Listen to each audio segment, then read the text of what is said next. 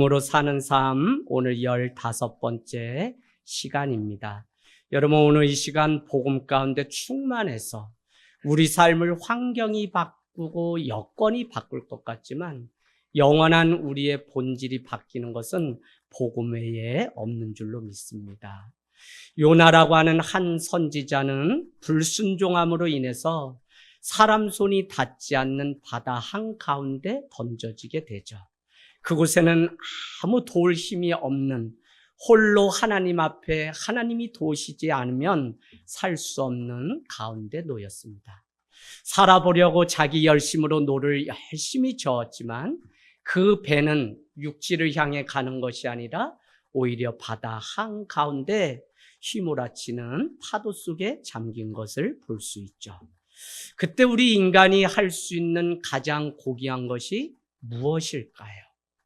저는 정말 우리 삶의 막다른 골목 가운데 놓일 때 그때 드리는 기도가 정말 기도라는 생각을 하게 됩니다.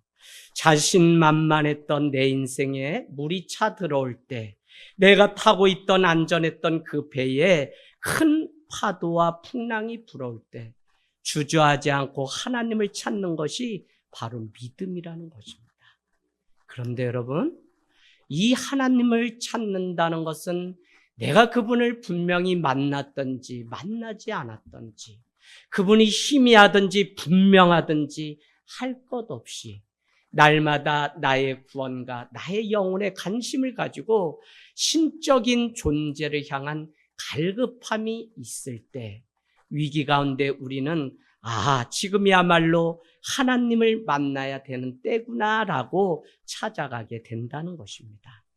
이런 마음이 우리의 일상 가운데 전혀 없이 다람쥐 쳇바퀴 돌듯 살아간다면 오늘 요나의 인생처럼 저 배 밑에 가서 미층에 가라앉은 그곳에서 깊은 잠을 살고 있는 것을 우린 볼 수 있죠. 아무런 마음의 움직임이 없는 그것은 주님을 찾는 것이 아니죠. 그래서 주님 가운데 우리가 위기 가운데 주님을 아는 자는 오늘 이 항해 가운데 구원으로 이끄는 여정 가운데 내 인생 가운데 파도가 하고 큰 풍랑이 찾아왔구나 라는 고백을 비로소 드리게 된다는 것입니다. 여러분, 내 마음속에 요동함이 생겼다면 지금 복음 가운데 내가 살아가고 있는 작은 반증일 것입니다. 그러나 전혀 상관없이 내가 살아가는 환경과 여건을 따라 살아간다면 나는 하나님과 상관없는 삶을 살아가고 있는 반증이겠죠. 하나님은 분명히 우리에게 말씀하셨습니다. 하나님을 전심으로 찾는 자를 내가 만나주시겠다고 말씀하셨기 때문에 오늘 내 마음에 아주 작은 요동함이라도 그분께 나아갈 때 내가 구원함이 있고 여호와 그 이름은 견고한 망대라 의인이 그리로 나아갈 때 안전함을 얻을 수 있는 게 우리의 인생이구나. 그래, 청년이라도 인생의 지혜가 많은 늙은이라도 곤비하고 자빠질 수 있는 것이 우리의 인생이구나. 그래서 여호와 하나님을 앙망할 때 부어주시는 독수리의 앙망함 같이 날개치는 그네로 살아가는 존재가 나임을 다시 우리는 고백하게 되는 것입니다. 여러분, 오늘 1장 17절 지난주에 우리는 이미와 예비하사라고 하는 두 단어를 주목하였습니다. 그는 그냥 이 큰 광풍이 불었죠. 니는 아수르의 수도 니느웨라고 가라고 할 때 그는 가지 않기 위하여 자기의 인생의 계획대로 정반대를 택해서 가게 되죠. 마침 요바에 내려가니 다시스로 가는 배가 기다리고 있고 그 배를 자기의 비싼 값을 지불하고 떠나게 됩니다. 그러나 출항한 지 얼마 되지 않아 그 배는 큰 광풍과 물결을 만남으로 인해 곤비하게 되죠. 그때 노를 젓던 이방 사공들은 자기의 신들을 부릅니다. 그러나 이 문제가 해결되지 않자 저 배 밑층에 자고 있는 요나라고 하는 한 선지자를 불러 너도 너의 신에게 요청하라고 외치게 됩니다. 제비를 뽑아 문제의 원인이 요나인 것을 알게 되었을 때 사람들은 요나가 믿는 하나님이 우리를 살려줄 거라고 하는 막연함이 있었다는 것입니다. 그때 요나는 1장에 자기의 인생을 고백하건대 다른 것으로 고백하지 않고 나는 히브리 사람이다 라고 얘기하죠. 너가 어디서 와서 너의 직업이 무엇이냐고 물을 때 요나는 묻는 질문에 답을 하는 것이 아니라 자기의 출신 배경이 히브리 이스라엘 사람이라고 말했다는 겁니다. 그 안에는 오직 구원은 정말 차별적인 하나님의 사랑이기 때문에 이 이스라엘 백성만 사랑한다고 하는 그 편견으로 가득 차 있음을 우리는 볼 수 있어요. 그래서 여러분, 이 배가 더 큰 광풍과 노가 임하게 되자 사람들은 자기가 가지고 있던 물건들을 바다 가운데 던지게 되지만 전혀 아무런 변화가 일어나지 않게 됩니다. 그제서야 요나는 이 문제의 원인이 불순종한 자기 자신인 것을 알고 나를 들어서 바다 한가운데 던지라고 이야기하게 되죠. 여러분, 그 던져졌을 때 우리가 계속적으로 나누는 말씀은 그가 하나님 앞에 자기 자신을 던지는 순간 하나님은 오늘 이미 예비하사 큰 물고기를 준비하시고 요나의 몸에 물 한 방울 닿지 않도록 준비하시는 은혜가 있었다는 거예요.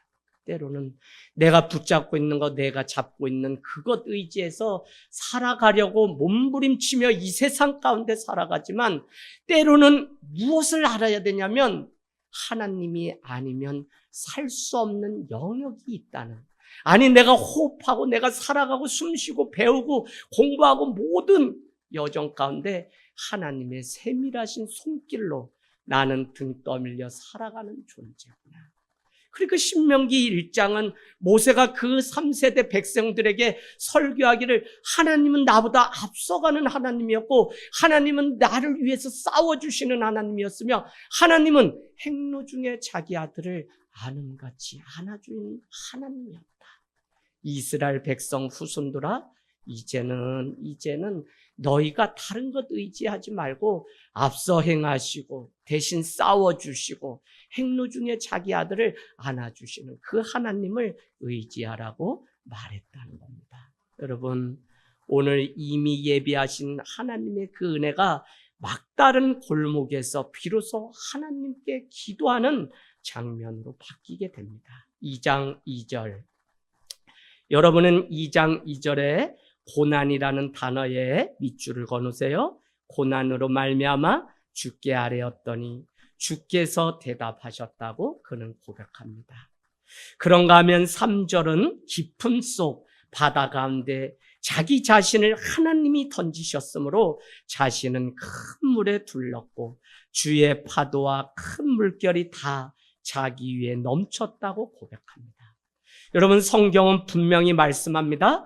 그냥 파도와 물결이 아니라 요나는 주의 파도와 큰 물결이라고 고백합니다.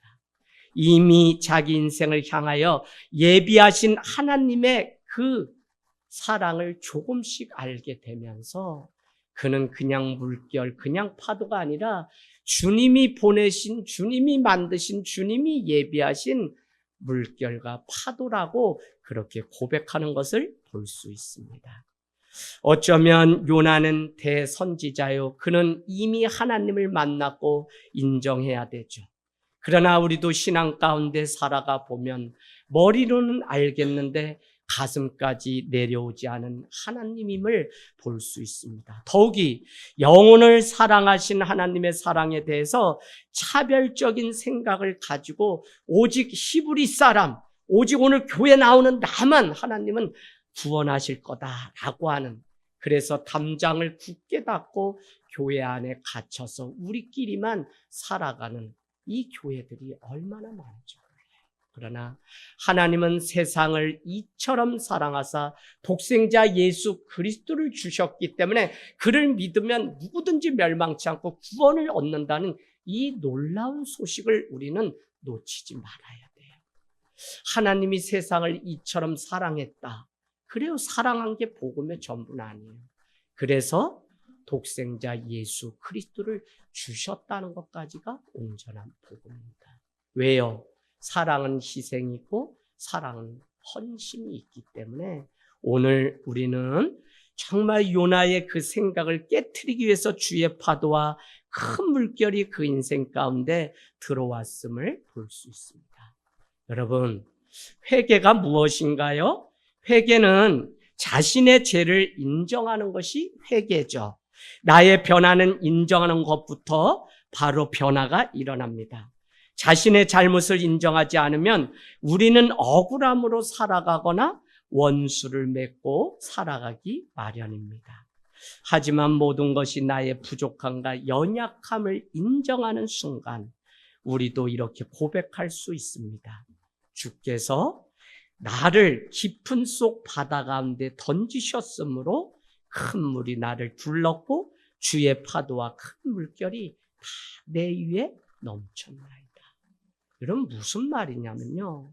전에는 인간적인 눈으로 볼 때는 그것이 나를 삼키고 죽이려고 했던 세상의 일로 여겼는데 믿음의 안목이 열리고 영안이 열리고 보니까 내가 지금까지 살아왔던 그 눈물의 골짜기 많은 시간들이 다 하나님의 주의 물결이고 주의 파도였음을. 왜요? 하나님의 관심은 여기에 있는 저와 여러분을 구원으로 이끄시는 것이 하나님의 유일한 관심이고 교회를 세우신 목적은 오늘도 영혼을 구원함이 유일한 목적이기 때문에 오늘 우리를 구원하신 유일한 이유는 구원하신 하나님의 영광을 세상 가운데 드러내게 하시는 그 구원만이 목적이기 때문에 우리가 죽고 다 쓰러져서 넘어진 것 같지만 그 속에도 하나님의 계획이 있다는 거예요. 그래서 우리는 이미 예비하사, 이미 정하사 하나님이 우리의 인생을 향하여 손을 내미시는 그것을 깨달을 때 우리는 4절 말씀과 같이 고백할 수 있습니다. 4절 같이 읽겠습니다. 시작. 내가 말하기를 내가 주의 목전에서 쏙 다시 주의 성전을 바라보겠나이다 하였나이다. 아멘. 아멘. 여러분, 시험 들어보셨어요? 어떤 분은 그래요. 받으라는 은혜는 받지 않고 받지 말라는 시험은 그렇게 잘 받는다. 근데 여기까지 있기까지 저 자신도 그러고 시험 없는 인생이 있겠어요? 그러나 그것이 믿음의 시련인 것을 알게 되면 이 시험 가운데 야고보서 1장 2절 3절 말씀처럼 너희가 시험을 당하거든 온전히 기쁘게 여겨라. 믿음의 시련이 너를 구원하며 부족하면 구비하여 후히 주시는 하나님의 지혜를 구하라고 우리에게 말씀하죠. 야고보는 소아시아에 흩어져 믿음의 생활을 이어가는 그리스도인을 향해서 그것은 그냥 시험이 아니라 믿음의 테스트, 믿음이 있는지 없는지 보시는 하나님의 시간이라고 말씀하고 있습니다. 여러분, 내 인생 가운데 시험이 찾아왔다면 지금이야말로 믿음을, 정금 같은 믿음을 드릴 수 있는 때예요. 어쨌든지 우리는 시험을 당하게 되면 가장 먼저 주의 성전을 떠나게 됩니다. 그래서 회복은 다른 것이 아니라 주의 성전을 바라보는 것이죠. 주의 성전에는 하나님이 계시며 하나님을 만날 때 화목함이, 화평함이 이루어집니다. 그래서 오늘 4절과 7절에 여러분 표시해 놓으세요. 4절에는 주의 성전을 바라보았나이다. 7절은 주의 성전에 미쳤나이다 라고 그의 회복된 삶을 요나는 주의 성전과 관계 있음을 고백하게 됩니다. 저는 전도를 가고 소풍을 다녀오고 하면 어디선가 이 1층 본당에 눈물 저 호소하고 또 고래고래 소리를 지르는 소리가 있어요. 설령 없다고 해도 이 자리에 돌아와 앉게 되면 누군가가 앉았다간 그 온기가 느껴져요. 일주일에 매일같이 두세 번 그냥 이곳에 와서 하나님 살려주세요, 바꿔주세요, 구해주세요, 바꿔주세요. 얼마나 많은 기도가. 그래서 교회는 늘 문이 열려서 누구든지 그 억울함을, 그 아픔을 토로할 수 있는 공간이라는 것이에요. 그곳에 하나님이 임재하시고 그 임재를 느꼈기 때문에 다시 한번 어떻게 얻은 인생인데 순종하고 어떻게 얻은 인생인데 다시 살아야지라고 문을 박차고 세상 가운데 파송받아 사는 것이 우리의 인생입니다.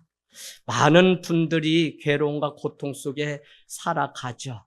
하나님과의 은밀한 기도를 올려드리는 성도들의 삶을 볼 때가 있습니다. 여러분, 우리가 사는 방법, 성도가 사는 방법은 그렇습니다. 주의 성전 외에는 그 안에 머무는 것 외에는 없어요. 그래서 은혜가 있으면 그냥 교회 가고 싶고 멀어도 상관없어요. 그냥 십리길이라도 뛰어서 한밤에 풍예를 가던 140년 전 우리에게 복음이 전해지고 교회가 세워졌던 그 당시의 믿음을 생각하면 논뚝길, 그냥 황토길 걸어서 마을에 있는 그 부흥의 심리, 신이나 있습니까? 집신 신고 그냥 가는 거지. 그런데도 그들은 주의 성전으로 보였다는 거예요. 목사님, 교회 너무 멀었어요. 에이구, 집사님, 교회가 뭐냐? 집이 먼 거지? 제가 이렇게 얘기할 때가 있어요. 틀려요? 맞아요? 맞죠. 아유, 목사님, 우리 목사님 짓궂다, 알았다고요 이러는데 결국 더 가장 가까이 와서 사시는 거 보면 참 하나님 은혜가 얼마나 큰지. 여러분, 우리 시편 84편을 좀 펴놓고 우리 주의 성전에 흘러나오는 그 노래가 무엇인지 한번 보도록 하겠습니다. 시편 84편 말씀입니다. 다윗이 노래한 시편 84편, 오직 주의 성전을 주시고 주의 성전에 거하는 그것을 기뻐하며 감사했던 노래입니다. 1, 2절 여러분 찾아가겠습니다. 만군의 여호와여 주의 장막이, 표시해놓으세요. 주의 장막이 주의 성전이죠. 어찌 그리 사랑스러운지요. 내 영혼이 여호와의 궁전 동그라미 치세요. 사모하여 쇠약하며 내 마음과 육체가 살아계시는 하나님께 부르짖나이다. 오늘 다윗도 그 성전에 와서 주의 궁전에 와서 부르짖고 기도하는 억울함이 그 안에 있는 거예요. 자, 그 다음에 4절로 가볼게요. 주의 집에 사는 자들은 복이 있나니 그들이 항상 주를 찬송하리로다. 복은 다른 것이 아니라 시편 84편 4절은 주의 전에 거하는 것이 복이 있고 항상 그곳에서 찬송을 한다는 거예요. 6절 말씀 가보세요. 그들이 눈물 골짜기를 지나갈 때에 그곳에 많은 샘이 있을 것이며 이른비가 복을 채워주나이다. 눈물의 골짜기를 다윗은 지나간다고 고백해요. 그러니까 내 인생에 시험이 오고 어려움이 올 때 우리는 무엇을 하냐면 주의 궁전, 주의 전으로 가서 그 눈물의 골짜기를 지날 때에도 하나님 앞에 와서 기도하며 주님이 그 모든 일 가운데 복으로 바꾸신다는 거예요. 10절 말씀 보세요. 주의 궁정, 다 주의 성전이죠. 주의 궁정에서의 한 날이 세상에서 다른 곳에서의 첫날보다 나은즉 악인이 장막에 사는 것보다 나는 하나님의 성전 문지기로 있는 것이 좋다는 거예요. 여러분, 이 고백이 필요해요. 정말 오늘날 그리스도인 성도는 너무 많아요. 세상 가면 다 성도래, 교회 다닌데. 근데 제가 역으로 된 세상인 것을 발견하고는 깜짝 놀랐어요. 성도는 많은데 교인이 없어요. 주님의 피값으로 산 그 교회를 지키고 그 성전을 사모하며 주님 앞에 나오는 교인이 없다니까요. 여러분, 그럼 직분이 왜 필요해요? 왜 나에게 많은 일들을 줬어요? 아니요. 주님의 피값으로 사신 교회를 깨끗게 하는 그 사명을 위해 직분 주신 거죠. 12절 우리 같이 읽습니다. 시작. 만군의 여호와여 주께 의지하는 자는 복이 있나이다. 오늘 복이 있다는 건 다른 거 아니에요. 주의 성전에 거하는 자는 복이 있는데 그는 찬송할 것이며 만군의 여호와여 주께 의지하는 자는 복이 있다는 거예요. 여러분, 주를 의지하고 주님을 정말 내 인생의 전부로 여길 때 그는 주의 궁전에 거하는, 세상의 많은 날보다 주의 궁전의 한 날이. 저는 이 사실을 알고 우리 아이들이 신학교 갔으면 좋겠어. 전에는 이 어려운 거 뭘 가냐, 가지 마라 이랬는데 가지 말랬더니 우리 교회가 아무도 없어. 다연이 왜? 아니야, 더 있어야 돼요. 그래서 아들들은 다 신학교 많이 보내세요. 주의 궁전에 거하는 이게 얼마나 놀라운 복인지. 여러분, 지금까지 살아오고 목회하면서 그냥 힛죽이 셋죽이, 집사님 힛죽 셋죽, 삐진단 얘기야. 힛죽 셋죽. 그 자기 맨날 그럼 목회자는 그 100여 명 이상을 그렇게 하면서 거기에 춤춰봐. 어휴, 사람이 미치지. 그런데 어떻게 해요? 그냥 주의 전에 나와서 하나님, 우리 집사님 왜 그런지 난 몰라요. 힛쪽으로 바꿔주세요. 그냥 기도하면 하나님이 아무 걱정 없이 야, 너는 그냥 자. 넌 집에 가서 이제 자. 그럼 자고 오면 다 해결됐는데요. 목사님, 제가 그날은 삥 돌았나 봐요. 이렇게 얘기를 하는데 어떻게 뭐라 그래요? 그러면서 하나님께 더 가까이 가는 거죠. 여러분, 만일 내 인생이 주의 성전을 사모하고 날마다 그 문을 향해서 눈을 들어 나가기를 기뻐하는 삶이 되어가고 있다면 지금 분명한 것은 은혜의 강물 가운데 나는 나가고 있는 것이며 회복의 다리를 건너 하나님을 사랑하고 있는 것이 분명하다는 것입니다. 그러나 이 전으로 점점 멀어지면 여전히 우리는 하나님이 찾으시는데 내가 가지 못하는 것이겠죠. 오늘 요나는 그냥 하늘을 바라보고 기도한 게 아니에요. 바로 주의 성전을 바라보면서 그는 기도했고요. 어떤 죄를 가지고 나올지라도 모든 죄를 사하시는 주의 성소를 향해 나아갔다는 거예요. 염소의 피나 양을 잡는 것이 아니라 이미 예수 그리스도께서 희생으로 말미암아 속죄함이 있는 주의 성전을 바라보았다는 거예요. 그 주의 성전에 양 잡고 비둘기 잡는 그곳에 대제사장을 통해 제사를 지내면 죄 용서받던 그곳에 예수 그리스도가 단번에 죽으심으로 인해서 주님의 핏값으로 사신 이 교회를 드나들면서 그곳에서 회복이 되고 그곳에서 주님이 주시는 자유함을 누리게 됩니다. 그래서 여러분, 오늘 우리가 깨닫는 것이 있는데요. 하나님의 은혜는 내 인생의 최고점에 있을 때 은혜를 받는 것이 아니라 하나님의 은혜는 시면 오늘 6절에 산의 뿌리까지 밑바닥까지 내려졌을 때 그곳에 하나님의 은혜가 있음을 발견하게 되니까 이게 세상 살아가는 사람들과 너무 다른 거죠. 고깔에 뭐가 채워지고 뭐를 살면 세상 사람들 그게 기쁘고 그게 영원을 사는 줄 아는데 우리도 그래서 잠시 잠깐 그렇게 사는데 그 집 사야 뭐 잠깐 기쁠 뿐이지 영원한 기쁨이 못 되는 것을 훈독하고 심지어는 저 사람을 만나서 가정을 이루면 행복할 것 같지만 그것도 오래 안 가는 거 보면 참 신기하다니까요.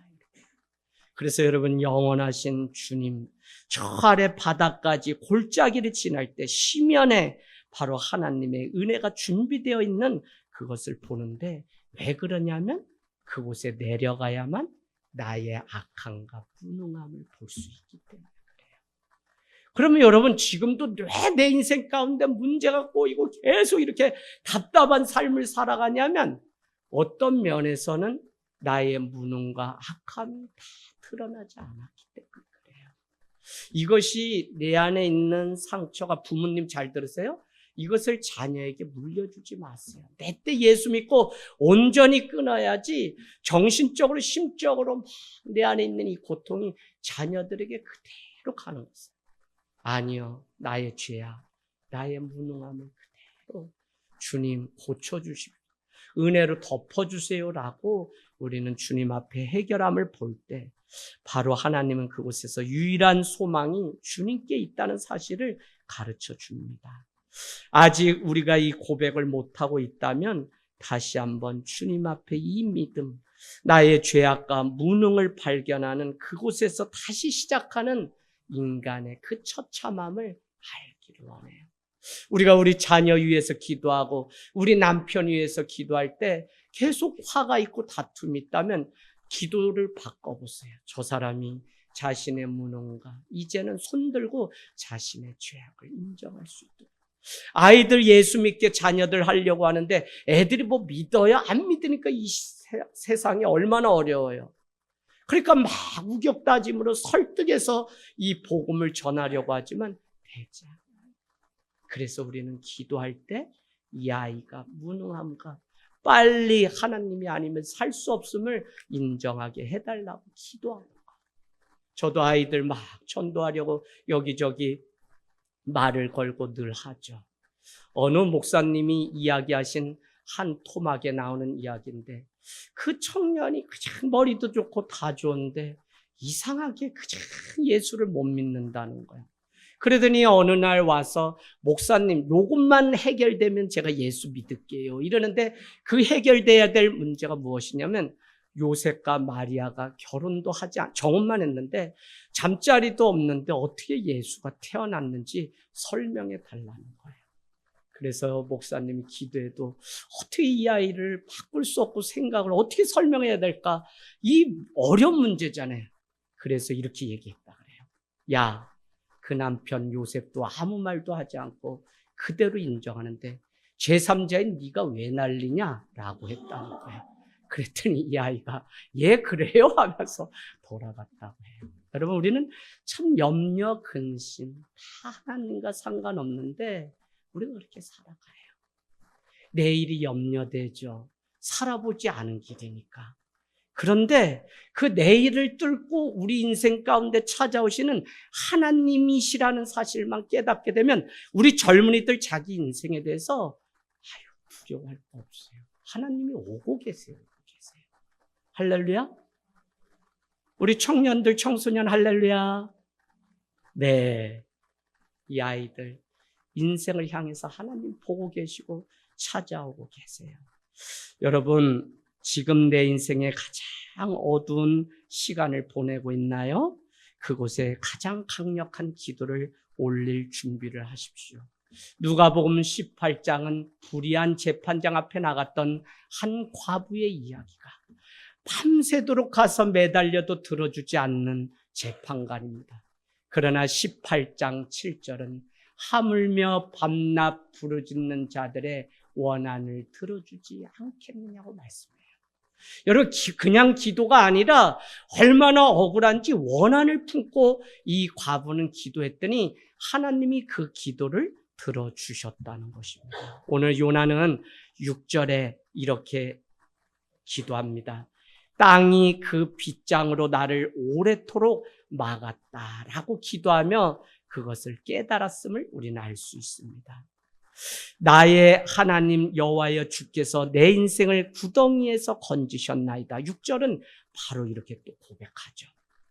요나는 길을 잃었고 유죄 판결을 받은 자이며 암흑과 같은 감옥에 갇혀서 잠깐 큰 물고기 배 속에 있을 뿐 그곳은 안전하지 않습니다. 그래서 요나는 자기 인생의 길이 앞이 보이지 않고 가장 탈출할 수 있는 기미도 어떻게 보면 내가 무트로 나가서 다시 살 거라고 하는 미래에 대한 보장이 없음에도 불구하고 그 가운데서 하나님을 찬양하고 자신을 하나님께 드리기로 결단합니다. 6절 땅이 그 빗장으로 나를 오랫도록 막았다. 나의 하나님 여호와여 주께서 내 생명을 구덩이에서 건지셨다, 구원하셨다고 요나의 기도 제목이 바뀌는 것을 우리는 알 수 있습니다. 여러분, 진정한 기적이 무엇일까요? 오늘 고래 뱃속에 그냥 내가 죽게 되었는데 물고기가 탁 나를 물어서 뱃속에 넣은 그것이 기적이 아니라 오늘 내가 누구인지를 깨닫는 이게 기적이에요. 진정한 변화는 내가 죄인이고 내가 아무것도 아닌 사람임을 깨닫는 데서부터 변화가 시작된다고 여러분께 말씀드렸습니다. 나의 죄를 인정하고 하나님 앞에 고백할 때 그 결과로 깨어진 관계가 다시 회복되는 것. 그래서 태초에 하나님이 천지를 창조하셨다고 하는 창세기 1장 1절이 왜 중요하냐면 태초에 하나님이 많은 것들 중에 인간과 관계를 맺었다고 하는 선포라고요. 그래서 신앙은 관계인데 죄는 무엇이냐? 이 관계가 끊어진 거예요. 그래서 사람을 미워하고 살인하는 자리에 늘 우리는 게으름을 피우며 방종의 자리에 가는데 그럼 부흥과 회복은 뭐냐? 끊어진 이 관계가 다시 이어지는 거예요. 그러려면 오늘 내가 누구인지를 하나님 앞에 온전히 인정하는 것. 참 세상 어리석어요. 뭐 엄청 열심히 살아요. 그리고 잘나기도 했어요. 똑똑해요. 근데 뭐는 없냐면 믿음은 없어요. 왜 그러냐? 자기가 얼마나 무능한 사람인지 모르는 거예요. 박사래야 그 하나 아는 것뿐이지 아무것도 아는 것을 모르기 때문에 그래요. 여러분 9절을 참 은혜되죠? 9절 가보세요. 그렇게 변화되지 않았던 요나의 고백에 변화가 일어나기 시작합니다. 뭐라고요? 구원은 여호와께 속하였나이다. 표시해주세요. 구원은 여호와께 속하였나이다. 신구약 성경에 흐르는 한 가지 핵심이 뭐냐면 구원이 하나님께 있다는 거예요. 구원은 하나님으로부터 시작되었고 하나님이 완성해 줄 거지 우리로서는 도저히 불가능하죠. 그래서 우리는 스스로 구원하려고 노력하지도 않을 뿐더러 우리는 구원할 수도 없다는 것이 복음입니다. 오직 하나님의 은혜로 말미암아 구원을 얻었다는 것이 복음이죠. 그릇된 자들, 종교는 이것을 뒤집어서 너는 충족성과 완전성을 구비하지 못했기 때문에 구원받지 못한다고 우리를 위협해요. 그래서 여러분 종교는 우리를 두려움으로 위협한다. 그래서 드디어 그동안 우리가 신앙생활하던 뭐 안 하면 지옥 가요 이런 믿음 여러분 버리세요. 왜? 오늘 이미 구원을 예비하실 하나님의 은혜가 오늘 요나서에 이미 기록되어 있어요. 우리는 그날 아직 완성되지 않은 그날 아직 하나님과 터치다운하는 그 눈으로 보고 손으로 만지는 그날 모든 구원은 완성돼요. 이것을 존 웨슬레는 기독인의 완전해서 죽음이라고 얘기해요. 성도가 거룩하게 믿음을 가지고 살다가 죽는 날 비로소 우리는 완전해지는 것이지 우리는 완전하지 않아요. 늘 성화의 여정을 통해 칼빈의 교리와 같이 전적인 하나님의 은혜로 구원받음을 깨닫고 우리는 또 낮아지고 낮아져서 그 은혜 앞에 머무는 이 삶이 너무 필요하다는 거예요. 여러분 말씀 마치려고 합니다. 늘 구원을 향한 마음의 열정이 우리에게 있습니다. 지금 이 땅의 모든 왕과 군주들은 다 무덤 속에 있어요. 오직 한 왕만이 죽음과의 싸움에서 승리했습니다. 그가 예수 그리스도예요. 이 복음만이 우리가 붙잡을 유일한 소망. 하나님의 아들 예수 그리스도는 복음의 시작이라. 우리는 이 능력을 얻기 위해서 날마다 죽는 거예요. 날마다 내려놓는 거예요. 날마다 강함 대신 약함 가운데 부어주시는 하나님의 은혜를 따라가는 거예요. 이것이 복음의 역설이면 내 인생이 무능한 그곳에 비로소 구원이 시작되는 하나님의 놀라운 계획을 우리가 보는 거예요. 그러니까 어떻게 해요? 그냥 살아가다가 힘들고 처참해지면 그냥 슬퍼하지 말고 바로 그 순간 그 자리에 무릎을 꿇으라고요. 뭐요? 내가 선 곳은 거룩한 곳이니 하나님 앞에 신을 벗으라고요. 하나님을 인정하는 그곳이 거룩합니다. 오늘 요나는 고래 뱃속, 물고기 뱃속에서 자기 인생의 처참함을 드러냈어요. 자, 오늘 2장 말씀은 전체 마치면서 우리에게 무엇을 말씀하나요? 2장 보세요. 2장 전체는 우리에게 결국 이것을 말씀합니다. 뭐요? 8절. 거짓되고 헛된 것을 숭상하는 모든 자, 우상숭배입니다. 우상숭배로 써놓으세요. 자기에게 베푸신 은혜를 버렸다는 거예요. 너무 멋진 고백이죠. 거짓되고 헛된 것을 숭상하는 모든 자, 우상숭배하는 자는 하나님의 은혜를 버렸다. 은혜를 누리거나 받지 못하는 것은 거짓되고 헛된 것을 숭상하는 우상숭배 때문이라는 거예요. 그런데 여기에 우리가 가만히 4장까지 연구를 해보면 요나는 동상을 만들고 우상을 세우는 이방인들을 향해서 하나님의 은혜가 가는 것을 완곡히 끝까지 반대했던 자죠. 하나님의 자비와 구원이 니느웨를 향해서 있다고 하는 그 사실, 요나가 지금 가서 전해야 될 곳이 죄악이 가득한 그곳, 그래서 그곳이야말로 복음이 필요하다는 이 사실을 망각한 채 살아가요. 그래서 요나는 어떻게 해요? 하나님의 은혜 앞에 온전히 돌아온 것 같지만 요나는 어떻게 해요? 아직도 하나님의 경륜과 은혜를 깊이 깨닫지 못하고 있어요. 자, 이게 자라가는 과정이에요. 여전히 요나에게는 독선과 우월감이 있습니다. 그렇기에 자기가 볼 때 열등한 저들에게 똑같이 하나님의 은혜가 임하는 것은 불가능한 일입니다. 오늘 요나가 이방인의 우상을 보고 있지만 사실은 자신도 이들과 똑같이 하나님의 은혜가 없으면 죽는 자라는 사실을 망각했다고요. 포면적으로 그들과 같이 신상을 만들고 우상을 만드는 일을 하지 않았을 뿐 근원적으로 내 내면에 여전히 하나님의 계획과 섭리에 불순종하는 우상이 가득한 것을 보지 못했어요. 그런데도 복음은 무엇이냐? 갈 바를 알지 못하고 여전히 손을 내미시는 그 하나님의 끈질긴 사랑을 알지 못하는 그를 향해 하나님은 오래 참으사 구원을 베푸시려고 하는 것이 복음의 핵심인 것입니다. 여러분, 교회 없어지지 않아요. 내 교회 주님의 교회예요.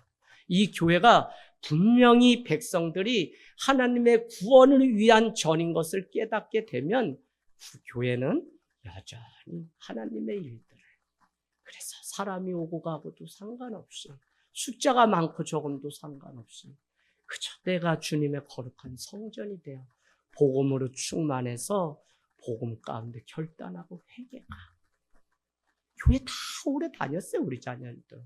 근데 무엇이 없냐면 이 복음 가운데 결단하고 복음의 끈질긴 사랑 가운데 사는 나라는 사실을 몰라요. 그거 언제 하냐면 이제 40에 조금 알고 50에 조금 더 알고 60에 더 알고 주님 앞에 가는 날 완전히 깨닫게 돼요. 조금 더 일찍 주님의 사랑, 그 은혜를 아는 저희들. 그래서 자기 중심성에 빠져서 나만 위해서 살아가는 하나님 앞에 그 결정과 그 부족함이 다 드러내서 오직 복음이신 예수 그리스도로 인해서 사는 삶이 되기를 주님의 이름으로 축복합니다.